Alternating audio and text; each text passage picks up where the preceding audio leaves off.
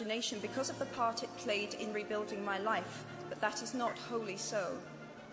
Though I personally will defend the value of bedtime stories to my last gasp, I have learnt to value imagination in a much broader sense. Imagination is not only the uniquely human capacity to envision that which is not, and therefore the fount of all invention and innovation. In its arguably most transformative and revelatory capacity, it is the power that enables us to empathise with humans whose experiences we have never shared.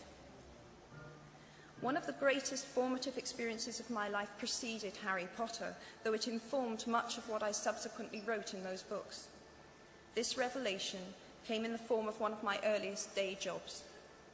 Though I was sloping off to write stories during my lunch hours, I paid the rent in my early 20s by working at the African Research Department of Amnesty International's headquarters in London.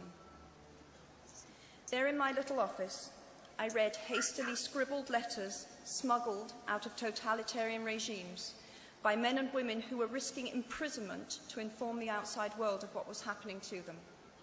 I saw photographs of those who had disappeared without trace, sent to Amnesty by their desperate families and friends.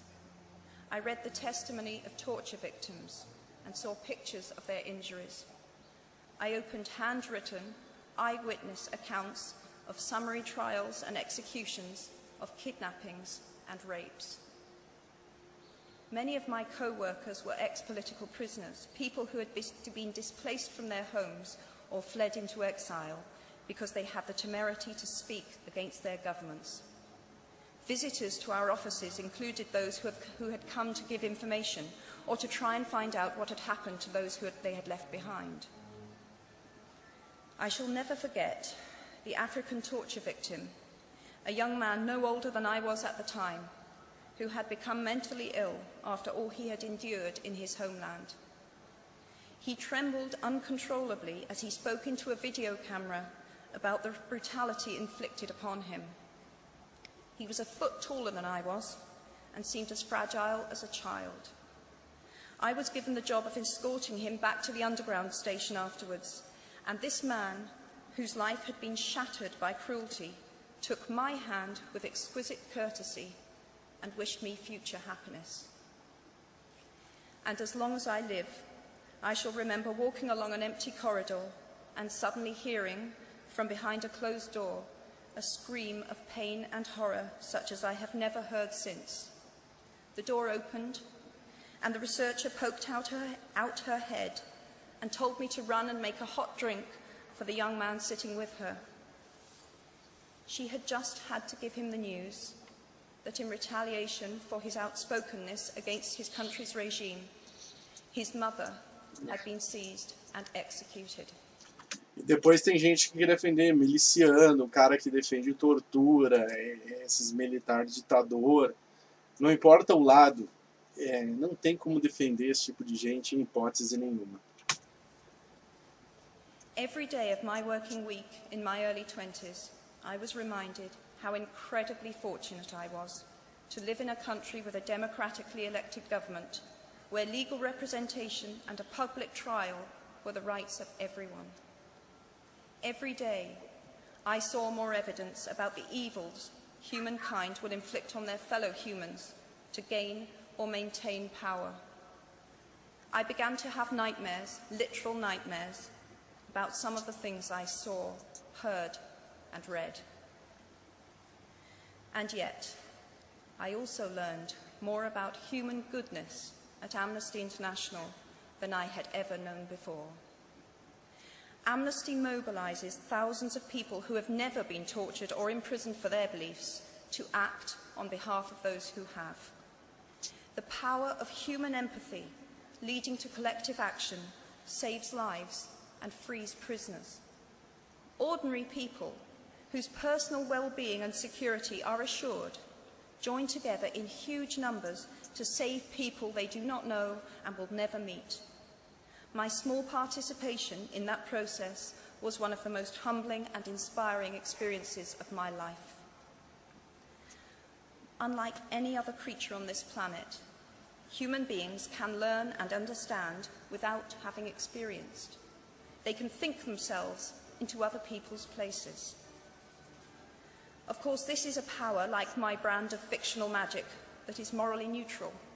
One might use such an ability to manipulate or control, just as much as to understand or sympathize.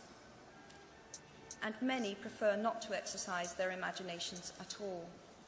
They choose to remain comfortably within the bounds of their own experience, never troubling to wonder how it would feel to have been born other than they are. They can refuse to hear screams or peer inside cages. They can close their minds and hearts to any suffering that does not touch them personally. They can refuse to know.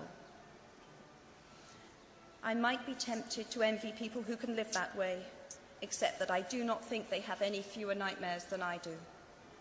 Choosing to live in narrow spaces leads to a form of mental agoraphobia, and that brings its own terrors. I think the willfully unimaginative see more monsters. They are often more afraid. Bah. Aqueles que bloqueiam a imaginação veem mais monstros. Tá.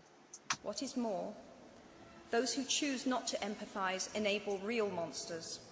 For without ever committing an act of outright evil ourselves, we collude with it through our own apathy. One of the many things I learned at the end of that classics corridor down which I ventured at the age of 18, in search of something I could not then define, was this, written by the Greek author Plutarch. Olha aí, autor grego Plutarco. Vamos ver a citação filosófica, sempre uma inspiração, sempre viva aí para J.K. Rowling, né? Eu acho os textos dela, embora sejam infanto-juvenis, muito gregos, muito platônicos, né?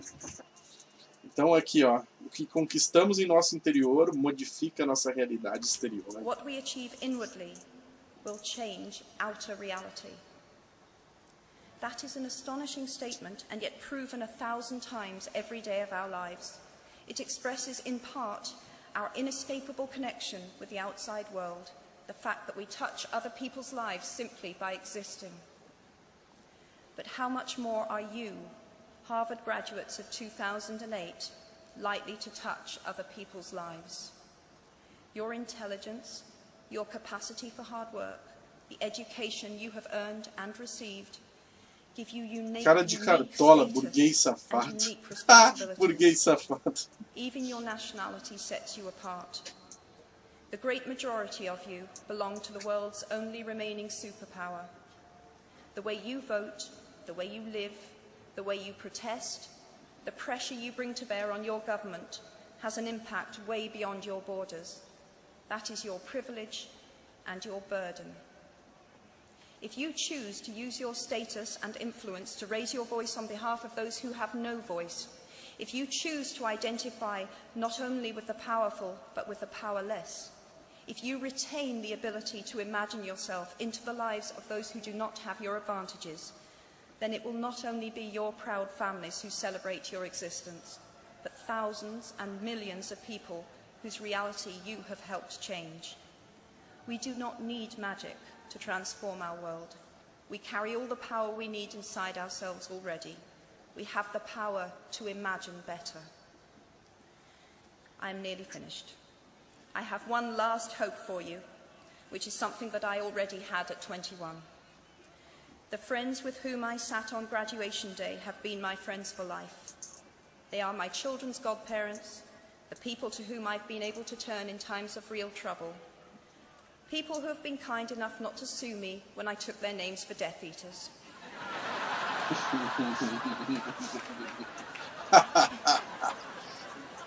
Não vou dizer nada, claro. At our graduation, we were bound by enormous affection, by our shared experience of a time that could never come again, and of course, by the knowledge that we held certain photographic evidence that would be exceptionally valuable if any of us ran for Prime Minister. So today, I wish you nothing better than similar friendships. And tomorrow, I hope that even if you remember not a single word of mine, you remember those of Seneca, another of those old Romans. Outro filósofo, Sêneca, século I, né, contemporâneo de Jesus, era o filósofo mais influente Império Romano naquela época. Que eu adoro Sêneca, hein? Vamos ver o que ele vai dizer aí. I met when I fled down the classics corridor in retreat from career ladders in search of ancient wisdom. As is a tale, so is life. Not how long it is, but how good it is what matters. Isso mesmo. I wish you all very good lives. Thank you very much.